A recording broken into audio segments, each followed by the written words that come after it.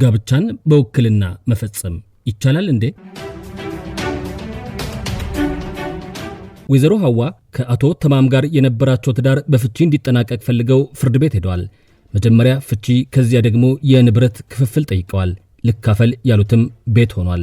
ባል ለክሱ መልስ ሰጥተዋል። ጋብቻ ተፈጸመ በተባለበት ቀን ላይ ከሚስታቸው በሐሳብ ተለይተዋል። ሳይስማሙ ቀርቷል።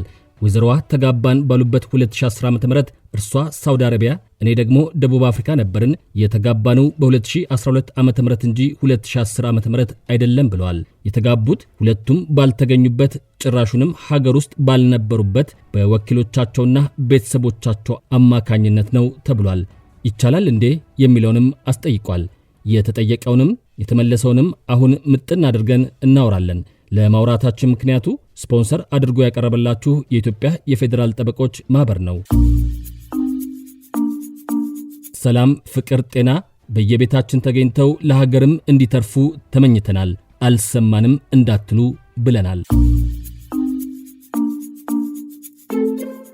ጉዳዩ በመጀመሪያ ደረጃ የቀረበለት ፍርድ ቤት በ2010 ጋብቻው መፈጸሙን በ2011 ዓ.ም ቤት መገዛቱን ተቀብሎ ጋብቻው በፍቺ ፍረስ ቤቱንም እኩል ይካፈሉ በማለት ወስኗል። የቀድሞ ባል ይህንን ውሳኔ ተቃውመው ይግባኝ ጠይቀዋል። ይግባኝ ሰሚ ችሎቱም ግራ ቀኙን አከራክሯል። ሚስት ተጋባን ወይም ኒካ ታሰረ በተባለበት 2010 ዓ.ም ሳውዲ ነበሩ። ባል ደግሞ ደቡብ አፍሪካ። ጋብቻው ተፈጸመ የተባለውም በውክልና ነው። በኦሮሚያ የቤተሰብ ሕግ አንቀጽ 29 ንዑስ አንቀጽ 1 መሰረት ጋብቻ ሊፈጸም የሚቻለው ተጋቢዎቹ በአካል ተገኝተው ነው። በውክልና ለመፈጸም የሚቻለው በአካል ለመገኘት የማያስችል ከባድ ሁኔታ ሲያጋጥምና ለመጋባት ያላቸውን ፍቃድ በማያጠራጥር ሁኔታ መግለጻቸውን አግባብ ያለው የሕግ አካል ሲያረጋግጥ ነው። የሚስት ምስክሮች በዚህ መልኩ ጋብቻ ስለመፈጸሙ አላረጋገጡም። ይልቅስ የባል ምስክሮች ኒካው የታሰረው ባል ከሳውዲ ከመጡ በኋላ በ2012 ዓ.ም ቤቱንም የገዙት አስቀድመው በ2011 ዓ.ም በግል ገንዘባቸው ስለመሆኑ የተሻለ ያስረዱ በመሆኑ ቤቱን ሊያካፍሉ አይገባም በማለት የስር ፍርድ ቤትን ውሳኔ በመሻር ውሳኔ ሰጥቷል። ሚስት ይህንን ተቃውመው ለክልሉ ሰበር ቅሬታቸውን ቢያቀርቡም የተፈጸመ የሕግ ስህተት የለም በማለት ውድቅ አድርጎባቸዋል። አሁን ተስፋ ሳይቆርጡ አዲስ አበባ መጥተዋል። አቤቱታቸውን በመዝገብ ቁጥር 247257 ለፌዴራል ጠቅላይ ፍርድ ቤት ሰበር ሰሚ ችሎት አቅርበዋል። በግራ ቀኙ መካከል ክርክር ተደርጎ ጥቅምት 6 ቀን 2017 ዓ.ም 3-2 በሆነ የዳኞች የሐሳብ ልዩነት ውሳኔ ተሰጥቷል። ሰበር ግን ምን ወስኖ ይሆን? ሙሉ ውሳኔው በመዝገብ ቁጥር 247257 የተሰጠ በመሆኑ እንድታነቡት አደራዬን ላስቀድም። ሰበር የፌዴሪ ሕገ መንግሥትና የቤተሰብ ሕግ የደነገጉትን ከዚህ ቀደም ከተሰጡ ውሳኔዎችና ከቀረበው የግራ ቀኙ ክርክር አንጻር መርምሯል። መርምሮም ጋብቻ በባህል በሃይማኖታዊና በማዘጋጃ ቤት ስነ ስርዓቶች ከሶስቱ በአንዱ ሊፈጸም የሚችል መሆኑን የተፈጸመበት መንገድ ከግምት ሳይገባ አንድ ጋብቻ ሊያሟላ የሚገባቸው መሰረታዊ መለኪያዎች መኖራቸውን ግን ጠቀሰም። ከመለኪያዎቹ አንዱም ፍቃድ ሆነ።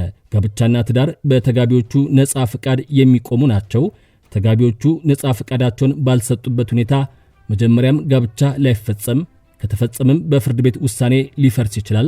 ተጋቢዎች በአካል በመገኘት ጋብቻ የሚፈጽሙም ቢሆን በከባድ ምክንያቶች በውክልና ሊፈጽሙ ይችላሉ።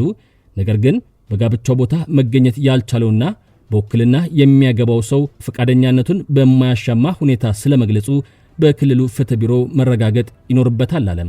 በተመሳሳይ በሃይማኖታዊ ስርዓት መሰረት የሚፈጸም ጋብቻም በቤተሰብ ሕጉ የተደነገጉ መሰረታዊ መለኪያዎችን ማሟላት የሚገባው ስለመሆኑ ቀደም ሲል በሰበር መዝገብ ቁጥር 213864 አስገዳጅ ትርጉም ተሰጥቷል ያለው ሰበር ይህ ውሳኔም የአስገዳጅነት ኃይል ያለው ስለመሆኑ ጠቀሰም። በቀረበው ጉዳይም በአመልካችና በተጠሪ መካከል በ2010 ዓ.ም ተደረገ የተባለውና በሌሉበት የተከናወነው ኒካ በሕጉ አግባብ ፍቃድ ያልተሰጠበትና በክልሉ ፍትህ ቢሮ ይህ ስለመፈጸሙ ያልተረጋገጠ መመዘኛውንም ያላሟላ መሆኑ ማስረጃ የመመዘን ስልጣን ባላቸው የስር ፍርድ ቤቶች ተረጋግጧል። መመዘኛውን ያላሟላ ከሆነ ደግሞ ኒካው ወይም ጋብቻው ተፈጽሟል ለማለት አይቻልም በማለት በድምፅ ብልጫ ወስኗል። ሶስቱ ዳኞች ጋብቻው ሕጉን አላሟላም ያሉትን ሁለቱ ዳኞች በመቃወም የልዩነት ሐሳባቸውን አስፍረዋል። የዛሬውን አበቃን። እንድታደምጡ ምክንያቱ ስፖንሰር አድርጎ ያቀረበላችሁ የኢትዮጵያ የፌዴራል ጠበቆች ማህበር ነበረ። ከሁሉም የሚበልጠው የአእምሮ ሰላም ከኔም ከናንተም ጋር ይሁን።